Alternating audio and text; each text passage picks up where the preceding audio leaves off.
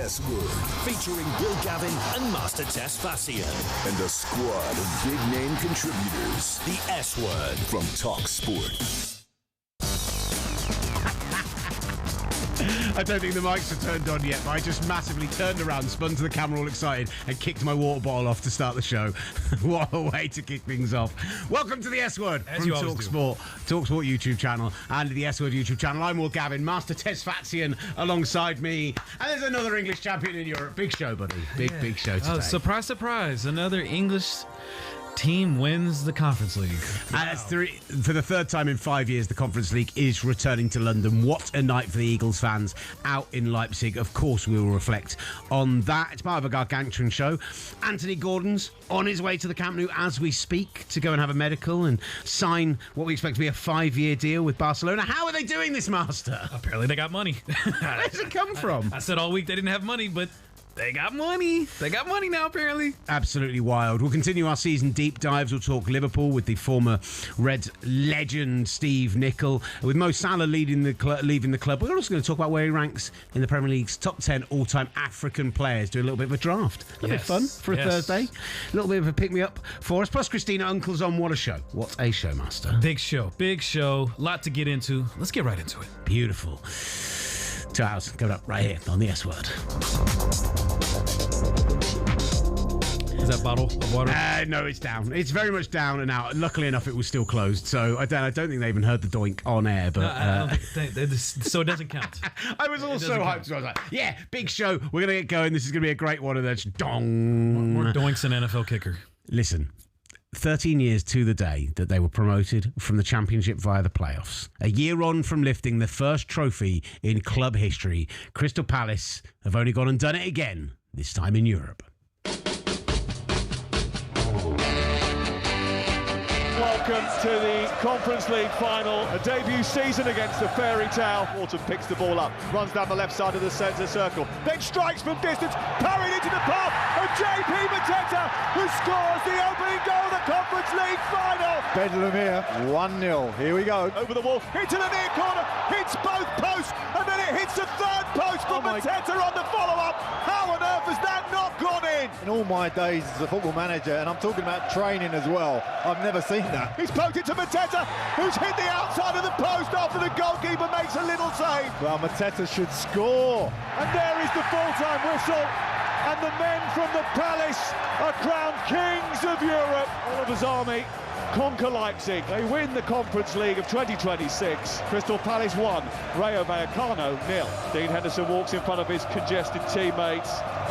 He lifts the trophy into the sky. The captain of Crystal Palace, Dean Henderson. It's history made in Leipzig, and Crystal Palace head into next season as one of 9 English clubs in Europe, and they will finally play in the Europa League. And I'm feeling glad all over, yes I'm glad all over. One of the great songs in the Premier League, in Europe, anywhere beyond, as far as club songs go. That feels like a perfect post-World Cup chat for us to have. But Will Gavin, Master Tess Fatsian, Alex has immediately got in touch with us on the YouTube chat, and he's just said, what is the S Word? And it's a great question, Alex, because I did not explain it to you. The S Word, brand new show from talkSPORT, which is running 5 days a week up to and including through the World Cup, where we'll be on every single day. We're a podcast, we're a YouTube show, and we are designed to bridge that gap between the North American soccer fan and the English football fan. Hence, the beautiful Yank sat next to me. It's just who we are, mate. It's what's more beautiful, me or this beautiful kit I have on? Oh my God, that Japan kit is top 5 at the World Cup this year. It's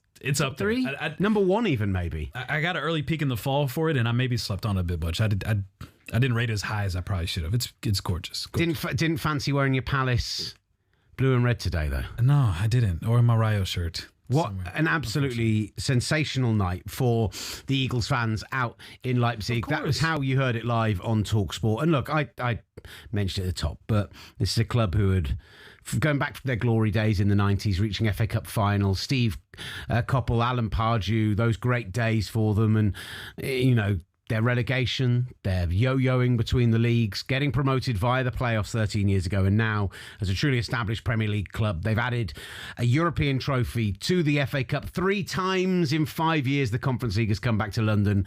Before we talk about the impact of all of that, let's give them their flowers. They were the better team last night, and Oliver Glasner led them to European glory. They were. They dominated this match from, the first 30 minutes. It felt like it was a sparring session, but ending the first half and coming out of the second half, it was very clear Crystal Palace took it to another level.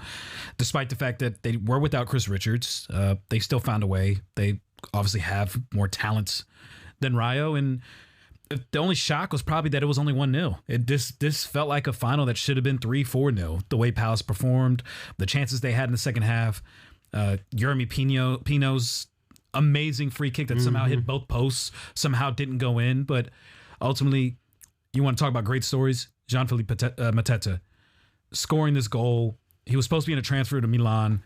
The physical failed. What a season he's having, what a year he's having, getting called up by France to the World Cup, and now scoring the game-winning goal to give Crystal Palace European glory. And the coolest part was, as soon as he scored, you see the adulation, what it meant for him, and you had players running out from the sideline, the reserve players. You had all the players in the starting 11 following him as they all knew what was coming up, the big boom kick of the corner flag, and everyone jumped up at the same time. And that image, that moment, I think will always stick with me from this final, because that was a great moment for Crystal Palace fans, for the players, for Oliver Glasner, and for Mateta as well, who's, been a tremendous asset for Crystal Palace and coming through for them in this big situation. And listen, I say this, I know that you have your doubts and the conversation around English domination and who the true underdog is in this situation, but I live in Carshalton. It's right near Sutton, right near Croydon, in that south to southeast corner of London, and there are 2 shirts you see regularly on the streets. Yeah, you see your odd Liverpool shirt, your odd United shirt here and there, but there are a lot of Chelsea fans where I live, and there are a lot of Palace fans. And I'll tell you, over these last 3 years really, under Oliver Glasner, the number of kids I've seen wearing Palace kits has just gone up and up and up. And they are a club who have had to compete with the rest of London, as well as the rest of the Premier League, as well as the rest of the UK, who have not ever really been a fashionable club, whose stadium's a little difficult to get to on the train, who's they probably are considered the 6th biggest club in London. They're competing with so much greatness around them. And so for them to have this run, for them to have this moment, it's a wonderful, wonderful thing for the Palace fans. And I tell you, I saw and heard a lot of Palace fans on my way into work today from South London. And that was a real, real joy. And I mean, still for me, the likelihood with my kids, I'm not going to make them be Reading fans. I mean, poor them if they have to be. I'm certainly not going to, I'll take my dad's route and try and not make them Spurs fans either. If they want to watch football, if they want to go to see live football, the most likely location will end up, other than Sutton United, is Selhurst Park. And so to see some glory days there, to see some silverware, to double their trophy tally in the space of this 12 months, it's wonderful. It's brilliant to see. I went down there for the first time this season, and I had an absolute blast. Palace fans are tremendous. You can say what you want about Selhurst Park, but it's still one of those old school grounds that still exists. And for someone like myself that has seen so many great grounds that unfortunately have been torn down or demolished, or clubs don't play there anymore, going to Selhurst for me is like going back in time and experiencing proper football. I mean, it was just a tremendous experience. So I love Palace. I love Palace fans. I am absolutely delighted for them that they get to experience this last 12 months of winning the FA Cup, winning the Community Shield, and now winning European glory. For them, that's core memories they'll be able to share for generations to come, that everyone will talk about this period and this time as a Palace fan and what it meant to be able to continuously find yourself winning trophies. I'll tell you about my experience last night of the game, because you mentioned I watched the first half, watched it at home, did a little bit of work, had the laptop out, kind of keeping an eye on it.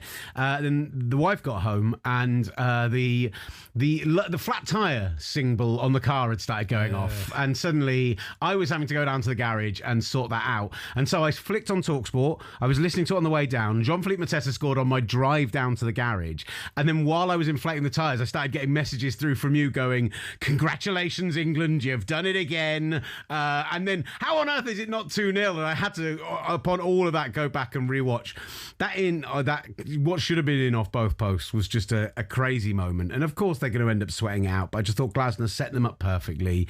And Mateta's a really interesting case. Kip gets in touch with us on the YouTube chat, says Mateta at Palace is great, such a talent, such a credit to the club. The fact that he's got into this French squad, the fact that he has got a good chance of getting minutes at a World Cup. When we're talking about in the same 2 weeks that we had Max Scott sat in that seat to my right, talking about how the message to Morgan Gibbs-White is that if you're not playing for one of the big clubs, then you're not going to get the opportunity internationally. That, you know, if you're not Ousmane Dembele, if you're not at PSG, or if you're not at Bayern, a Barcelona, a Real, or one of the big Premier League clubs, then how are you ever expecting to get into a France squad? It's such a brilliant story for him. And to think he was very nearly out the door. Yeah. Unreal. Absolutely unreal. But he came through for them when it mattered most. And credit to Wharton as well. He's the one that took the chance outside the box. Goalkeeper, I'm sure, wishes for Rayo that he could have placed that ball, the save, in a better position.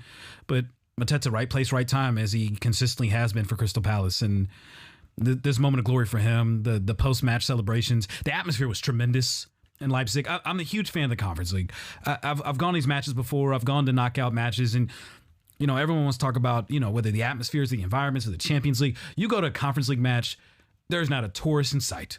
Everyone is there, dedicated, loyal, chanting, screaming for 90 minutes, regardless of where you go in Europe. It is one of the most underappreciated and underrated experiences in football right now. And so, having said all that,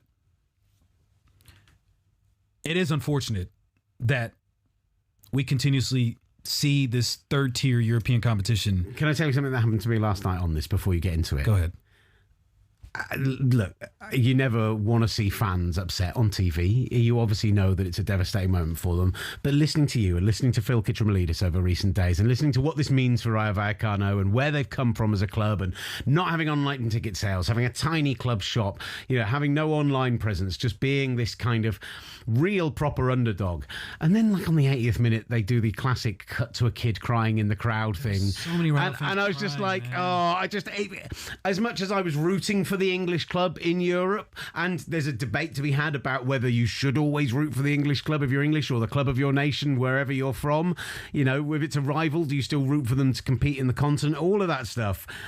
I did. You guys had managed to pull up my heartstrings enough. This heart of stone bled last night, and I got genuinely upset watching it. And I was just like, I think finally you've got me at least beyond freezing cold. Like, at least I'm developing a little bit of a soul, apparently. It was hard not to find a Rayo fan that was emotional. And I was following Phil on IG Story, and even afterwards, after they received their runner-up medals, every single Rayo fan was still in that stadium, still chanting, still applauding, still celebrating, still making sure that every single person that is a part of that staff, the squad, everyone involved in the organization got to fully see the fans' appreciation for this journey and this experience. And you know, it's heartbreaking and it's devastating to see that, because it is a third-tier competition in Europe, and the whole point of the Conference League was to democratize the possibilities of playing European football, but also lifting European glory and having that moment. And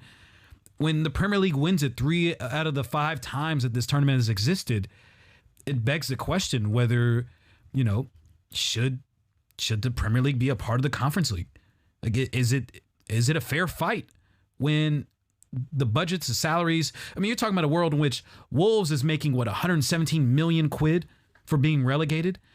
And you look at Serie A, and Inter made 25 million, I think it is, for winning the Scudetto. There's a huge imbalance that's happening here, and it's meant to tell some great stories, Cinderella stories, celebrating the game in different parts of Europe that typically don't get to celebrate it. But the Premier League has become Goliath, and once again, Goliath came out on top. But is there a David and Goliath story if you don't have Goliath? Is there a Cinderella story if you don't have... Like, the Premier League, fine, we can play the heel, we can play the villains, if that's how people want to paint us around the rest of Europe, if they want to be annoyed at the dominance in the second and third tier competitions over recent years. The fact is, UEFA are never going to do it, because UEFA are never going to take the Premier League out of these competitions, because it delivers the most viewership, the most TV money, both domestically, but also for their competitions. And you see, the fans travel brilliantly. It's not just they do. These finals. Palace fans were tremendous. They were absolutely tremendous. They have been all across this season, as have Villa fans. And this is where, you know, I have listened and I have taken in, and you have warmed my heart a little bit, but this conversation still, it portrays the Premier League as this one big bad villain, but I still don't think gives enough love to teams like Villa, who were in the Championship so recently, who haven't had European glory for 44 years, to Palace, who only won their first ever major trophy a year ago, despite, as Kip told us on YouTube, being a railway club, one of the oldest teams in England. You know, these are wonderful stories for these people. Yes, does it come in a time where they have a huge advantage because of the TV money in the Premier League? It does. And that's... I don't know what they're meant to do about that, but I just think to take that opportunity away from those fans. It didn't stop Olympiacos from beating Villa. It didn't stop Fiorentina from going and winning the competition. And if Rayo Vallecano had beaten Palace last night, the fact that they'd overcome a giant with the huge wage bill and everything else would have just made the story all the bigger. I generally do root for the underdog. That is my normal position. I can't help it with the teams I support. But I think if you took the Premier League out of these competitions, the competitions are weaker for it. And that is a fair case to be said. But something has to be done. Whether, again, it is a wage cap, whether it is, you've got 3 Premier League teams that's going to be in Europa next season. There is part of me, and I know if the Spanish team had won last night, if Rayo Vallecano won, Spain would have 9 teams in Europe, and that's exactly where England and the Premier League now find themselves. But it's completely different. It's a farcical number overall. But my point overall is that I'd much rather that we cap Champions League at 4, that we cap Europa League at 2, that we cap the Conference League. And maybe you say, okay, it's capped at 4 and you only get the 5th if it's a competition winner. If it's a Europa League winner and they don't finish in the top 4. If it's a Conference League winner and they don't finish in the top 6. I think that's a situation where if they get in on that basis, okay, you can't deny that. But for it to be 5 from the league going into the Champions League because of a coefficient, because they are doing so well, that is the stuff that does rub me the wrong way a little bit. Like, I'm not this, it's the Champions League, so it has to be the champions, but I'd say there are nine teams across 3 competitions is wild. The Champions League maybe is a bit different because despite the number of Premier League teams that make it to the Champions League, they still have a difficult time winning the trophy, but also Arsenal was the only one that made it to the semifinals, so it's not necessarily a guarantee in that tournament that a Premier League team will lift the trophy or will be the favorite, as it is with PSG and Arsenal. Where Europa is just, it's so imbalanced. If I would have told you, hey, Villa's going to beat Freiburg or Villa's going to win the Europa League before the season started, would you have been surprised? No, that's fair. If I would have told you beforehand, hey, Crystal Palace is going to win the Conference League title, would you have been surprised? They were both the favourites going into it with the bookies, right? And that's the thing, as a neutral, you want that level of suspense, the idea that, there's going to be more teams involved than just the Premier League. They also haven't bulldozed their way through. They also haven't, because they rotated 7 or 8 players They also haven't, they haven't gone into those knockout stages and absolutely beaten everyone. PSG are the favourites for the Champions League. That's, were the favourites going in and are still the favourites. Champions League is a whole different conversation. I think Champions League as it is it's more so the Europa and Conference League. Like, those are the two. Why should we treat them different? Why should English teams specifically be treated differently? For 15 years, the money gap. The league completely dominated Europe because of tactics, and England could barely touch because them. it had some of the best managers in the world. The Premier League is dominating. The Premier League is dominating Europa and Conference League because they have more money.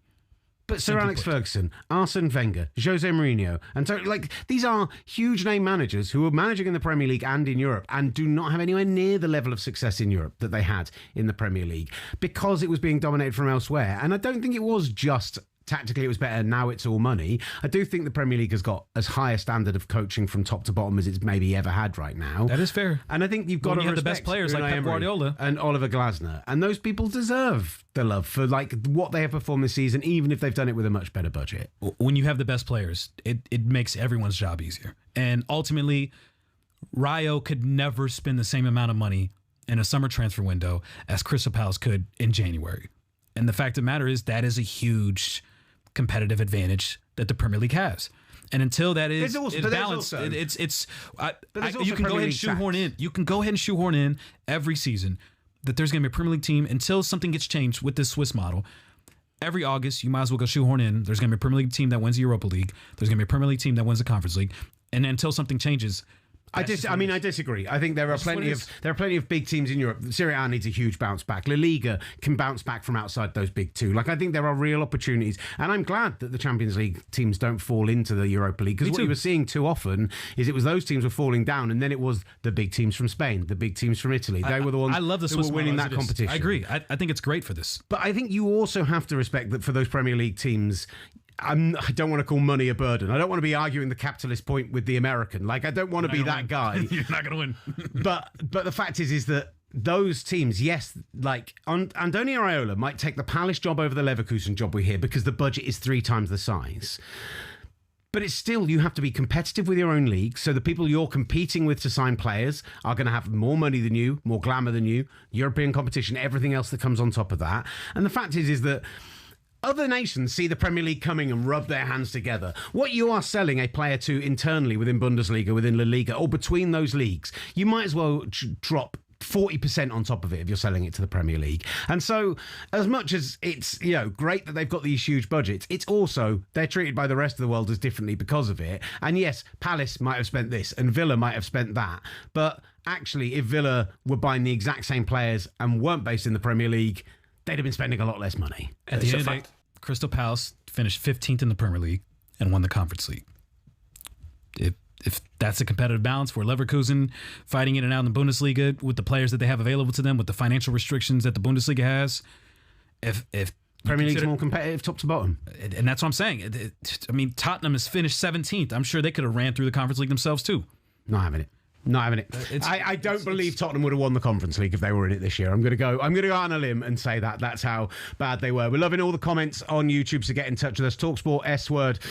You'll find it as the S Word powered by TalkSport is our channel. You'll find us also on the TalkSport channel as well. And you can get in touch with us in all these usual formats: Instagram, X, YouTube as well.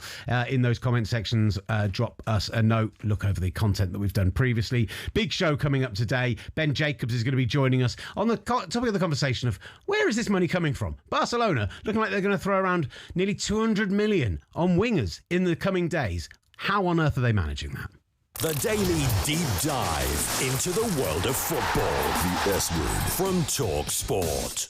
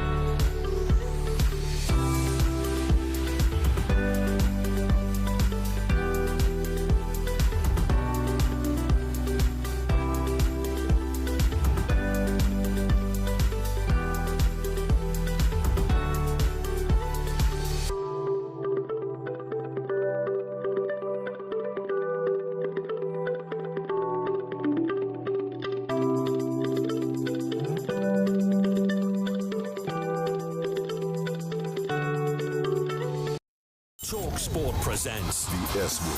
high energy exchanges, fiery fan reactions, and the biggest football debate. The S Word. From talkSPORT. Nearly looked at the wrong camera. These are going really well today, guys. Welcome back to the S Word from talkSPORT with myself, Will Gavin, and Master Tesfatsian alongside me. You're screaming my name or cursing my name. Yeah, I mean, I told him in the last section I was starting to warm up a little bit to his bleeding heart way of thinking, and I did yesterday. Watch those fans cry on TV, got really sad, and then went, Master! Yeah. He's cracked my cold heart. Get involved in the show. You can do so on YouTube at talkSPORT and at the talkSPORT S Word powered by talkSPORT. I'm curious, what are comments saying on this one? Because I'm usually when they think I'm anti-England for some reason. I'm not. I'm pro-Europe. I'm pro-democratizing. I'm pro-giving people a chance. I'm an American. We love parody. We love parody. Feels a bit like you're anti-Europe, but that's fine. We're anti-England at least. I'm not. I'll tell you in a moment. I'll tell you that also coming up, Steve Nicol's going to be joining the show. We'll be talking Bournemouth after it looks like they're going to be able to keep hold of some of their big players after qualifying for the Europa League. Christina Unkel will join us this hour, and with Mo Salah playing his last game for Liverpool, and our conversation coming up today with Steve Nicol, we're going to do our top 10 African players in Premier League history, draft style. I'm just going to throw some curveball in. I'm going to get to like number 3 overall and just be like JJ Okocha in there. I mean, it could be top 7. Just saying. It was so nice. I had to name him twice. Excuse me. In the comments, Alex does get in touch, says, I agree, Will, about a cap. Adding more teams for doing well just gives more chance for that country's clubs to do well and get more spots again. It just avalanches. And this is the problem with the coefficient. It's basically a top 5 in the Premier League right now. How do you give you credit for that? I said the cap, but I agree with you. Everyone keeps saying top 4. At this point, if you're a Premier League side, it's going to be top 5 for the foreseeable future. There's no way you talk about Champions League spots in the Premier League and simply limit it as only 4 teams. You can go ahead and assume at the start of August that everyone's battling for top 5 and potentially top 6, depending on how the season goes. But there will be 5 Premier League teams in the Champions League for the foreseeable future, unless this format changes in some capacity. Well, one team they will be competing with is, of course, the might of Barcelona. I have no enemies. You might be making one in a moment. It says, how can Barcelona afford Gordon and Alvarez? Maybe Premier League clubs should learn their place. About time, Ennit. And they wrote Ennit as well. Well, let's get into it, because Transfer Guru, brilliant reporter for talkSPORT, just been breaking news left, right and centre in recent days. He is on fire. Ben Jacobs joins the show right now. Ben, how are you doing, brother? Good afternoon. It's getting busy, isn't it? Yeah. It's not like there's anything major happening in, I don't know, like 14 days' time or anything, right? I mean, somehow I'm going to have to go West Coast, US men's national team and transfer window all at the same time. But that's the thrill of the job. Hardest working man in sport, I tell you that for 100%. Ben, just tell us, right? We've been speculating and discussing these Barcelona transfers over recent days. Where's Anthony Gordon going to land? Now, Julián Alvarez apparently in the mix as well. What no one quite understands, and tell us what you're hearing. But also, how on earth are Barcelona doing this when we were told there was going to be no money for the foreseeable for them? Yeah, I think the issue is La Liga's stringent financial rules, and it's satisfying the domestic position rather than necessarily financial fair play. But if you think about Barcelona, they're the La Liga champions, they've got Champions League money, and maybe most importantly, they're allowed to do by La Liga a kind of one out, one in. So by freeing up Robert Lewandowski's wage in particular, that allows Barcelona to move more aggressively in the market, because if you're calling that out Lewandowski and they're in Anthony Gordon, the wage of Gordon is significantly lower than Lewandowski, and therefore Barcelona on their annual books, as La Liga look at their projections, are actually saving money. Add to the mix that Gordon is going to sign a 5-year deal, so the transfer is amortized or divided by 5, and that makes it a little bit more palatable as well. And then if they go and move for Julián Alvarez, that's where more financial gymnastics will be required, because whereas Gordon is actually relatively strong value for money over 5 years and less than Robert Lewandowski, to bring in Julián Alvarez at some point, Barcelona may need a significant outgoing, because Atletico Madrid are looking for a fee at least surpassing the 120 million euros that Barcelona paid Atleti for Antoine Griezmann in 2019. So it actually makes sense to me that they can bring in Gordon. And if this was a Premier League club, we'd be saying they won the league. They've got Champions League football. Of course, they've got money to spend, but it's Barcelona and they have had financial problems in the past. And Javier Tebas and La Liga are not as easy to deal with in terms of the financial rules compared to the Premier League. So Gordon's fine. Let's see whether Alvarez gets over the line. That presents more of a challenge. And of course, you have Marcus Rashford to some extent in limbo, but sources say they're still trying to sign him in addition to Anthony Gordon as well. So as you said in your question, Barcelona, come not even the end of the window, but before it even formally opens, might be in a position where they've spent somewhere close to 250 million euros. We want no left wingers to 3 left wingers, all in one go. Like, it's wild. So take me through the mental or financial gymnastics that Barcelona will have to go through to get Julián Alvarez over the line if, in fact, everything goes through with the Anthony Gordon transfer move. Who do you think could be on the way out in this 1-for-1 rule that La Liga has, and how will they be able to finance it? Yeah, I think Barcelona have always maintained that Balde or De Jong are players that they want to keep. We'll have to wait and see whether that's the case, particularly with Balde. You've got Rafinha and Saudi interest. It would be a significant surprise if they sanctioned a sale right now, simply because he's been outstanding. And I don't think that Barcelona have got an appetite to do that deal. But Saudi are prepared to try. And then Barcelona's main perspective in all of this is, yeah, they could bring in a fee, and that's the same for any Premier League club, because remember, the fee from a singular player, even if modest, is declared on your annual books, whereas what you're spending on a player is divided, if you so choose to, by the length of the contract, and that is amortization. So 70 million in, hypothetically, because that's the same fee as Gordon, and you get through a short-term financial problem on that annual books, whereas your amortization is 70 divided by 5, so it's a lot smaller as far as your annual accounts. So that's the kind of commonplace thing now that Chelsea, of course, made famous or put in the media, even though plenty of clubs had done it in the past, and the only difference was Chelsea had found a loophole and they divided by longer than 5, whereas now UEFA have capped it at a maximum of 5, even if you give somebody a 6 or a 7-year contract. And then I think from Barcelona's perspective, they would point to the fact that even without an outgoing, you've got a scenario where their wage bill is coming down. So a lot of these contracts that Barca are handing out now have either an incentive-driven structure, or they have a decrease in wage if Barcelona were not to get Champions League football.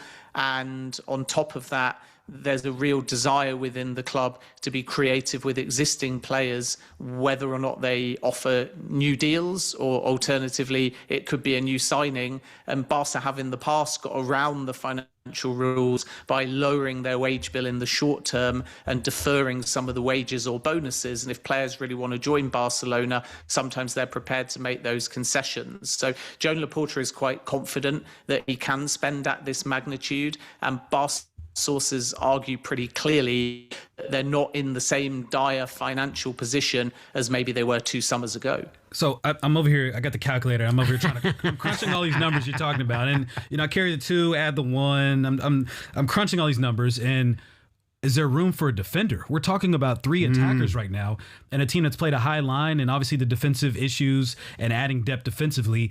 Would there be enough room or money to bolster defensively their back line? Yeah, I think they're looking at certain centre-back options, and this has been quite long-standing. We know Mickey van de Ven, for example, is one player that Barcelona appreciate. They've taken a look at the Ibrahima Konate situation as well. At the time we're live, that hangs in the balance, but I think we'll get clarity soon as to whether he's staying or going at Liverpool.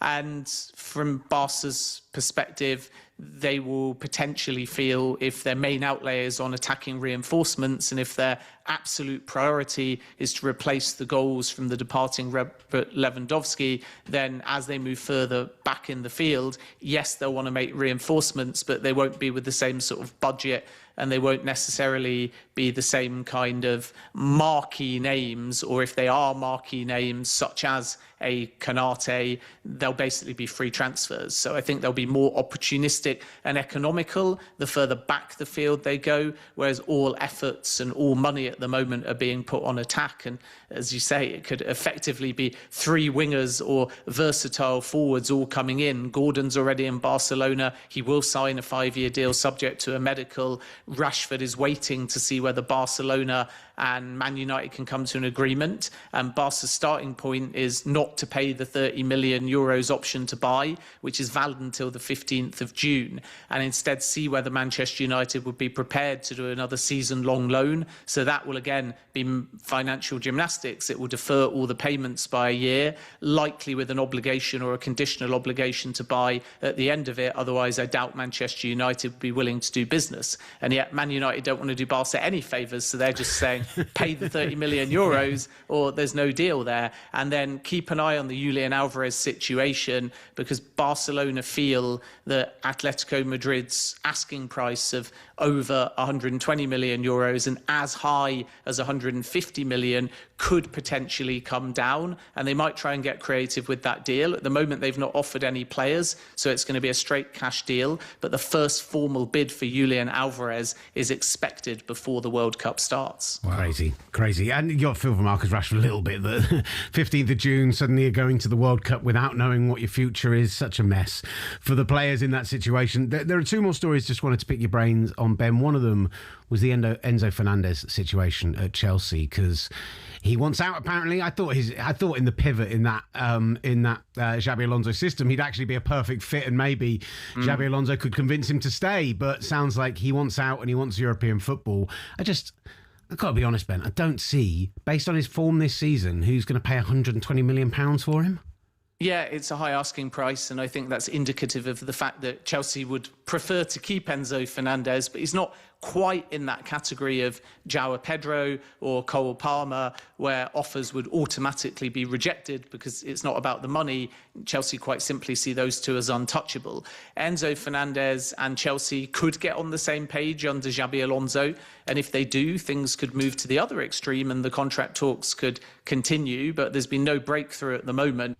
And the reason why is because Enzo Fernandez wants to leave, and Chelsea at the moment, acknowledging the player's position, would engage, but the offer would have to be at 120 million. So not just getting their money back, not just satisfying what's known as the book loss, in other words, how much is left on the transfer, which is roughly 70 million.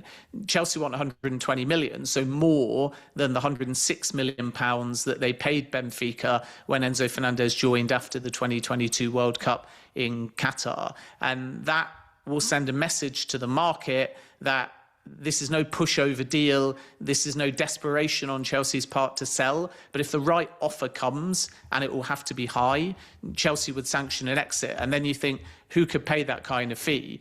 Probably only 3 clubs. One would be Manchester City, but they're entirely focused on Elliot Anderson. They did hold some formative conversations with the camp of Enzo Fernandez, but nothing really has developed. And Elliot Anderson and Manchester City is the deal that is advancing at the moment.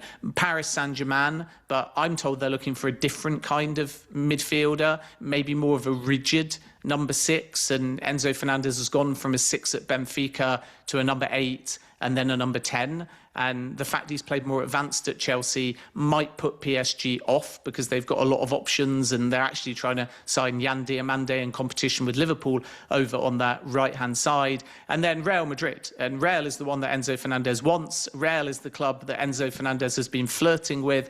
But again, we have to wait for Jose Mourinho to come in. And are Real going to go for a more versatile box-to-box all-energy midfielder? And then it could develop with Enzo Fernandez. Or are they going to again look for that more defined 6, in which case Rodri could be the name that Real Madrid go for, and then suddenly Enzo Fernandez doesn't actually have any concrete options. We know that our next guest is ready to go because we just saw at the top of the screen Steve Nicol has entered the waiting room. So we'll be with you in a moment, I promise, Liverpool legend. Are you going to ask about Anthony Areola? I am. There we go. Yeah, cool. We're going from the player transfers to the managerial job still available. And obviously, the biggest job still open and vacant is AC Milan. What's the latest there? Is Areola still an option there? I'm hearing rumors about Pochettino potentially. He's supposed to be focused on the U.S. men's national team. What's going on with AC Milan right now? Give me the latest on where do you think they go? Yeah, Anthony Areola has held some face-to-face talks with Milan at the time we're live. It's not progressing, and as a consequence, Milan are starting to look at other options. Areola had always wanted to stay in the Premier League. His only viable option at the moment is Crystal Palace. They're pushing. They've got Europa League football. That's not developing yet, but I think part of the reason why is Areola wanted to end the season, finish with Bournemouth on a high, and then from there see whether or not certain offers came before taking his time, knowing that he's a man in demand. So Palace are waiting for an answer. Milan feel that Areola won't join at the moment, even though Zlatan Ibrahimovic was trying to get that one over the line. Could that open the door to Maurizio Pochettino? Potentially, but as you say, he's focused on the World Cup for now, and it's not the easiest time to be speaking to Pochettino when he's preparing for the warm-up game against Senegal, and then they'll be off to the camp via a game against Germany in Chicago. So I think if it is to be Pochettino and Milan, then Milan would have to be patient. With Areola, he has Leverkusen as another club that have made an approach too. So still no decision from Andoni Areola, but I think we won't have to wait too much longer before we understand his next destination, because sources that I speak to say that the former Bournemouth boss would like clarity as to where he's going before the month is out in an ideal world, or certainly by, at the latest, the first week in June. Brilliant stuff, Ben. Thank you so much for your time. As always, wonderful stuff. Ben Jacobs joining the show. We've got Liverpool legend Steve Nicol joining us up next. We do. We already know he's in the waiting room, so let's not waste any time. This is the S Word. Back with some Liverpool chat next. Around here, we only use the F word. talkSPORT presents the S Word.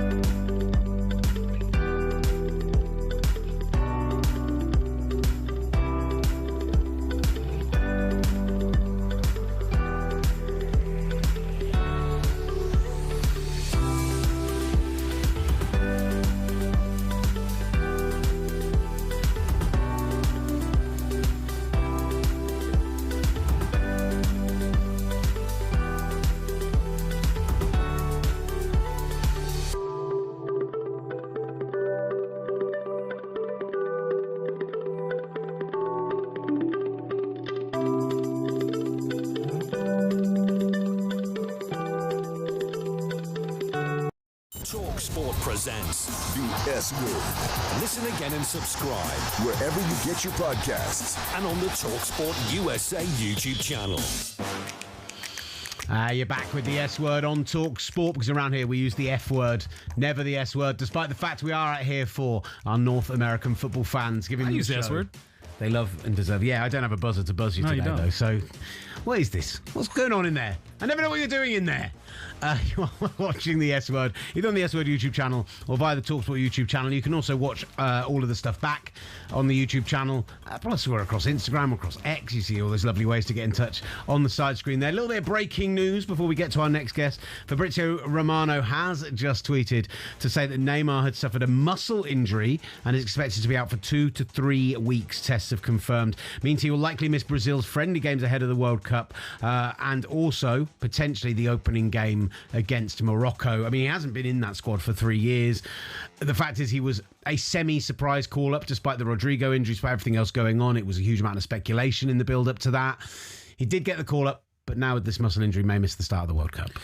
It's probably better than the initial thoughts. I thought he was going to miss the entire World Cup once you heard the news coming and João Pedro would make the roster. But it seems with this news that he'll probably be in the United States for the World Cup. So if you're a Neymar fan, that's great news. If you're not, tough luck. Let's turn our attention then from Neymar. It's a big story. I'm sure there'll be plenty more opportunity to discuss. And we can talk a little bit of Scotland as well, a little bit of Liverpool as we go in our deep dives. But it was confirmed today, is our other bit of breaking news, that Steve Clarke has confirmed a new contract with Scotland for another 4 years through until 2030. So a man who will have been in Scotland squads with him and can talk some Liverpool as well from the brilliant ESPN FC. And a man I used to talk to on overnights all the time. I'm excited to get back together. Steve Nicol's with us. How are you doing, sir? Hey, how's it going? All good? Yeah, wonderful. Thank you so much for taking the time out to join us. Look, before we get into Liverpool and what they should be doing this summer, Steve Clarke signs on for another 4 years with Scotland, takes them to the World Cup this year. You know, former teammate of yours, thoughts on Steve Clarke sticking around as Scotland manager? Well, I'm absolutely delighted to hear that because I'm a little surprised. I thought after this World Cup that he would have stepped away. I kind of got the impression that it had enough of some of the harsh criticism that was going around, particularly during this qualifying campaign. So, I mean, that's great news. You know, no surprise. Steve Clarke's not somebody who backs down for a challenge, and he's going to have another challenge. You know, what he's done to get Scotland in not only in the Euros, but now in the World Cup. I mean, it's 20-odd years since we got to the World Cup, so that just tells you straight off the bat what a great job he's done. But, yeah, he's taken on another huge challenge because he will have to probably dismantle a lot of this squad and start again. So good luck to him. We'll switch over to Liverpool now, and unfortunately they can't dismantle the squad because they spent 417 million quid this season trying to bolster up the Premier League champs, the defending champs, and it obviously was a disappointing season. But as you look into the summer, do you keep Arne Slot? What do you do to try and improve on what was a terrible year for Liverpool? Wow. Where do you start? I guess Arne Slot's probably the best place to start. I get the impression that Arne Slot will still be at Liverpool at the start of the season. Now, whether I agree or disagree with that, at the end of the day, FSG have made a lot of big decisions since they got to Liverpool, and the majority of them have been fantastic decisions. And so if they decide that he deserves to have another chance, and probably for most of the season I was saying that because he won the Premier League the previous year, that gave him some time in the bank. However, I'd have to say that by the end of the season, I'd kind of changed my tune. I'm not so sure how he turns this around because it's gotten so bad and it seems so toxic as well. You know, the end of the season with the whole Mo Salah and then what, half a dozen or a dozen of the players basically agreeing with what he was saying. I mean, it smells of a bit of anarchy, to be honest. It smells as though there's not too many behind the manager. And when you have so many players that are not behind the manager, how are you supposed to A, turn it round, and B, turn it round into a team that can challenge for the championship? So listen, I expect Arne Slot now to start the season, but he's up against it big time. You know, he's going to have to rejuvenate the players that he has, but he's absolutely going to have to sign players. Number one, because they need bodies, but number two, they need quality in order to compete, certainly for the Premier League and the Champions League. I'm sure that, and you know, the apologists point to the injuries, Ekitike, Isak, those players who they did bring in missing. Wirtz taking a long time to bed in, but looking much better in the second half of the season, even if not in the run-in. But I think you're right, incredibly short leash going into this year for him. I can't imagine they're going to have 400 million to spend again then. So where would you focus? Where do you think they need to reinforce? Well, you're asking me that now. Let's go the other way around. I think there was probably two players who actually performed the way they were supposed to. And I'm talking about Ekitike and Szoboszlai. After that, there wasn't a player who performed anywhere close to what they can or are supposed to do. So to try and turn around and say, well, it's definitely that bit or that bit or that bit, it's very difficult. You know, the full-back positions, you know, Kerkez, up until now, has shown that Liverpool's too big for him. And on the other side, Conor Bradley, who I thought was going to be the next Liverpool fullback for decades, can't keep fit. Frimpong's come in, and I'm not quite sure. I'm not quite sure what he does best. He's not fullback. You know, when he goes forward, unlike Trent Alexander-Arnold, he can't pick a player out.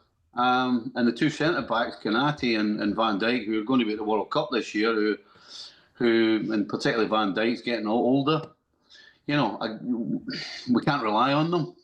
I mean, the midfield three, I mean, this sounds his own butchering everybody, but these are just facts. The midfield three, other than Szoboszlai, I mean, what happened to Gravenberg and McAllister? And then going forward, we had nothing going forward. So, I mean, where do you start is the question. It's not. I don't think it's an easy fix to say there's one position or two positions. I mean, somehow he has to sign four players, in my opinion, back, middle and front, that are going to rejuvenate this team. And actually, when I say that, it reminds me of 86, 87 with Liverpool, when Kenny went out after a poor season, certainly not as bad as this last season for Liverpool, but he went out and signed Aldridge, he signed Barnes, Beardsley and Houghton, and that transformed us. It got everybody going. That's what Arne Slot's going to have to do. I mean, but you go back to, and you said perhaps with Slot that whether you think it or not, FSG is going to move forward with him. We've been talking about Areola all morning long. I mean, he's right there for the taking. He's looking for a home. We've seen him make the most of the talent that he has available for him every single stop of the way. Why would you not take that chance?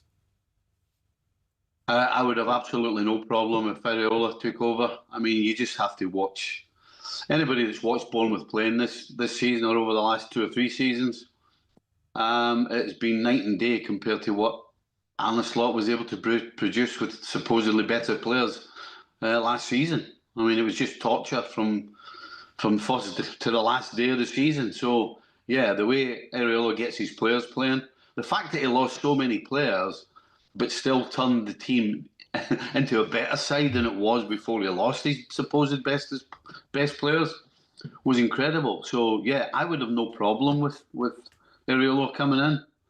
But it seems as though that Arne Slot's going to stay, and there's no possible way that Areola is not starting the season next year with one of the bigger and better teams. I just unfortunately don't think it's going to be Liverpool. It's fascinating because you mentioned the midfield, and I think for me, when people want to go after Arne Slot for winning it with Jurgen Klopp's team and not, you know, that not being his what he'd imposed on it. Actually, it's guys like Gravenberch who he did bring in, who did make starters, who he did turn into really great players. And I think the hope has to be for Liverpool fans is that it was just a knock-on effect. It was, you talk about so many issues last season that surely you can't be that unlucky with injuries again, that unlucky with form again. But I worry about, it's players like Virgil van Dijk, it's players like losing Mo Salah, these guys who have been such stalwarts who they age out, they drop in form, and suddenly they've not bought behind them. They've not replaced him behind them. And the young talent that I've always thought as Liverpool as a developer, I've always thought as Liverpool as a team that bring in great young talent. And I don't see where those threads are right now. Yeah, I totally agree with you.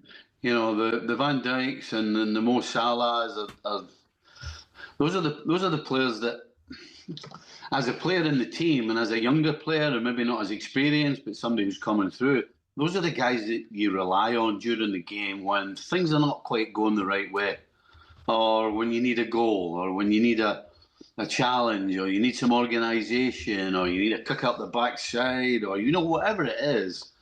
Those are the types of guys during the game that give you that. And as you said, the fact that they are now going the other way, which unfortunately happens to us all, happens to everybody. But while that's going on, and certainly just before it starts to happen, you have to be able to smell it as a coach and as a club, and then you have to make moves so the transition from those players to somebody else kind of happens without really noticing it too much. But that is 100% not happening at Liverpool right now. Unfortunately, the players who were the stalwarts and who are coming to the end look as though they're being asked to go the extra mile once again when possibly they're just not quite capable of it. Well, they need to bring Steve Nicol back, and then they need to bring Steve Gerrard back, and they need to bring back... Good luck with that. Stevie, always good fun. Thank you so much for taking the time to join us. And we're sorry to Liverpool fans that it wasn't more positive, but, we got to keep it a buck. Yeah, tell me about it. I've spent 12 months like this. Remember the good times, Stevie. Remember the good times. It's not that long ago you were champions. Yes. We can all hope it happens to you next year. I don't mean that. I love you dearly. It's got to be Arsenal's to lose next season, right? Has to be Arsenal's to lose next season with everything else we're talking about. Again, I did not bring up Arsenal. Just let the record show. I did not bring up Arsenal. I will keep bringing them up, and we will keep bringing them up as we get to the Champions League final on Saturday. Live on talkSPORT, we'll be building up to that more and more over the coming days. But with Mo Salah leaving Liverpool in the next hour, we'll do our top 10 African Premier League footballers of all time. We're going to talk some Bournemouth on Anthony Iraola leaving. What next for them? And of course, Christina Unkel will be here for some clear and obvious. From kickoff to the full-time whistle, talkSPORT presents the S Word.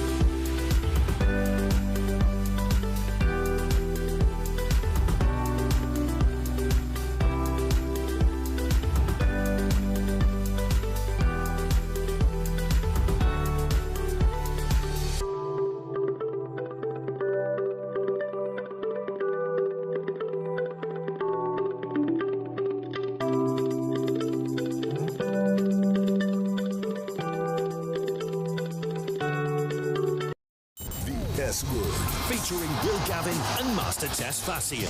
And a squad of big-name contributors. The S-Word from talkSPORT. Another cracking hour coming up for you on the S-Word here from talkSPORT. Just remember, this is the show that breaches the gap between our North American soccer fans and us English fans here in the UK and around the world. America is what we say around these parts. Gav's not here, so it's going to I thought Sam, because now that Sam's the man in charge on the buttons, I really thought we were going to be absolutely spammed with that. There we go. We got some Kirk Cousins in the house. We're going to be doing that. I was there for that, by the way. In that hallway. I mean, I wasn't in the hallway, but I was outside. I was at that match, though. Yeah, there you go. Commanders through and through over here. We're going to be talking top Premier League footballers, African footballers of all time. We're going to do our top 10 draft style for our US fans. We're also going to be doing Clear and Obvious. Christina Unkel will be joining the show. Plus, we'll talk some World Cup tickets. I don't know if you've seen. There's about 50,000 empty seats right now for England's first warm-up game with New Zealand. A little bit of Enzo Fernandez chat as well. But Master, let's talk some Bournemouth. Let's talk some Bournemouth. We talked a little Bournemouth already, but let's talk some more Bournemouth. Listen, you threw this out as a topic during our pre-show meeting. We were sat having a lovely peri-peri chicken, having a drink and having a chat before the show, and you went, I want to talk about Bournemouth. I do. Lay it on me, brother. Well, because Bournemouth's it's a great time to be a Bournemouth fan. Great time to be a Cherry. Mm-hmm. Where's Max Scott with his bag of cherries when we need him? I mean, those are my cherries. Oh, they were you. Yeah. You brought the cherries. Yeah. Okay, sorry. Because they helped Arsenal. Oh, yeah, of course. Yeah, come on. Yeah. Just wanted you to bring Arsenal up again, that's all. I did not. No. Thanks, brother. It's a great time to be a Bournemouth fan right now. I mean, you made it to Europa League. A tremendous season that you had in the Premier League. You've got some tremendous talent, some European football. Despite the fact that Areola is going to move on, it's a culmination of many different headwinds that are coming together now, and I thought about them today as I saw the reports coming out about Alex Scott and Rayan and Junior Krupi, which of course the great Ben Jacobs all over it as well. That these three players, Bournemouth has no intentions to sell them, and so. And it's particularly with Rayan, he has a £100 million release clause that doesn't come into effect until next season. So with these three players coming off of a season in which your whole back line you had to replace Antoine Semenyo in the January transfer window. So many pieces were coming in and out. You're going to lose Senesi this summer. How good can Bournemouth be? How attractive of a place can Bournemouth be? What kind of players can they continue to attract? How competitive can they be in Europa League? And is with Areola leaving, is this a situation where is this their ceiling? Is this their cap? It's, again, not to put a cap on them and what they're capable of doing, because you want the story to grow and it's a great story, but it's hard not to think about what Areola has done. And we've seen these situations play out time and time again, either in the Premier League or Europe, where a great manager like him leaves, and can the foundation that was established maintain itself without the manager? The fact is, Antonio Areola, when he turned up, was a great get for Bournemouth. He'd been linked with some big jobs across Europe. Maybe not, top tier Champions League level jobs, but he'd been linked with big name Spanish teams, obviously being from there. He'd been linked with teams who were already in the European places. He was seen as kind of the future of that kind of Basque Country management. Like, he was seen as a guy who was going to be eventually at a Pep Guardiola's level, or whoever that might be. And so it was always a huge get for them. I've said it numerous times on the show, and Bournemouth fans have dug me out for the fact that I feel like Bournemouth fans have already accepted he's going, so don't want to hear this talk. But I don't see Palace as a huge step up, as much as doing no dirty to Palace fans. Great success last night, but why not? I see it as about a club on the same level. Okay, Bournemouth have the stadium issues, right? They still need to redevelop, still only got 22,000 in there, still need to get that up to a level where they can compete on a Premier League level, not just from TV money, but from better sales and receipts. They need to. I remember I was doing commentary for the Super Saddlers for Walsall back in the day. This is going back to kind of 2012, so 13, 14 years ago. And I remember going down to the South Coast and doing a Bournemouth game in League One, and that stadium could, barely hold 9,000 at that point, and 3 of the stands have been redeveloped since then. And it's taken a real step forward over that period of time, the vitality. And it's, Premier League club, They've done brilliantly to establish themselves. They've been an absolute phenomenal churn of talent coming out of there. But you mentioned it. Semenyo, we thought was going to go last summer, goes in the January transfer window. We see it with Forest last summer. Morgan Gibbs-White, we thought was going to go. They keep hold of him, but are they going to be able to keep hold of Anderson and him this summer? And it just feels like these clubs, like, unless they're going to be able to keep hold of a manager, have big investment in them, like, they are going to just keep having the vultures circling, people coming to try and pick apart their best players. And it's got to be a combination of that if you're going to let anyone go, you do not accept less than top dollar for them to make sure that you can restock. You do it as early as humanly possible so you can do it. Because losing a player like Semenyo in January, it's astonishing you can recover from that, because you can't buy in January particularly well. But first and foremost, before anything else, having gone from Eddie Howe, getting them into where they were, establishing them as a Premier League club, taking them onto the verge of Europe, doing such a phenomenal job there, then Antonio Iraola coming in and being such a beacon of brilliance for them there. The first and foremost things is that they need to desperately find, like, they need to know that the guy who is coming in, that they know that Marco Rose is going to come in and be sensational and continue that high standard. And it's a near impossible job to do, because you've managed to create gold out of buttons, and actually is he a guy who's going to be able to do the same thing once again? Like, it's so difficult for a team like this. It is, but it does help if you do maintain some of your structure, and having an Alex Scott, having a Rayan, having a Junior Krupi, and having, the ownership group maintaining the fact that they're not going to sell him is a great start to make sure that he doesn't get off on the wrong foot. But it is big shoes to fill, and not only just to fill, but also to continue the acceleration and continue the elevation of this club. I love that they've continued to do it the right way, right? I love 100%. I love that they have been a club who you come up from the Championship, you establish yourselves, you don't spend silly, you build the stadium up. They're going to have another 9,000 seat expansion. It's been signed off by the council. They're in a race to get it done to, compete in the Europa League for next season. But all of those things are brilliant. Like, invest in the academy, invest in the stadium.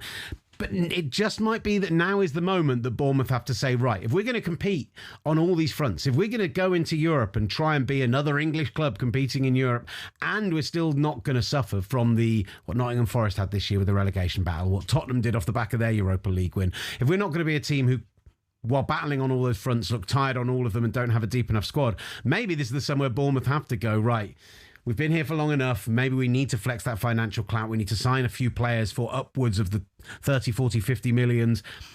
They've done it before and not had huge success with it, but this might be their moment right now to say, right, if we're going to do this, not only do we need to retain our guys, but we actually need to go and spend £50 million on 2 or 3 players. And their recruiting has been fantastic. So it's if they're going to spend, maybe it's not as big, but having a budget to build out the squad depth, to maintain playing on Thursdays and Sundays, which, as you mentioned, we're talking about someone like Crystal Palace that finished 15th in the Premier League.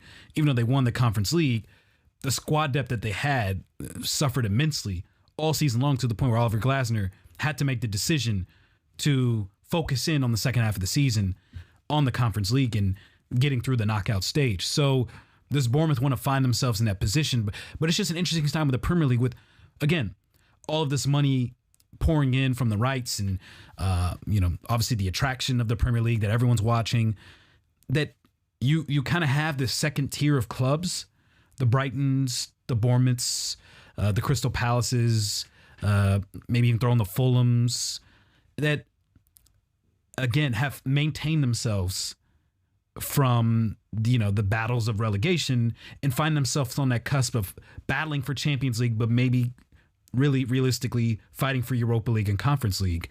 Is that essentially the ceiling for Bournemouth? Is there a world in which Bournemouth can continue this elevation and, do things that we haven't seen or Brighton do or Fulham do? Or I think the team you look at most recently is Aston Villa, right? 100%. Who you get it right with the manager, but also, like, as much as Aston Villa over the course of the last 10 years have spent huge sums of money to get out of the Championship and re-establish themselves as a Premier League team, over the past 3 windows, they've only had a net spend of £41 million.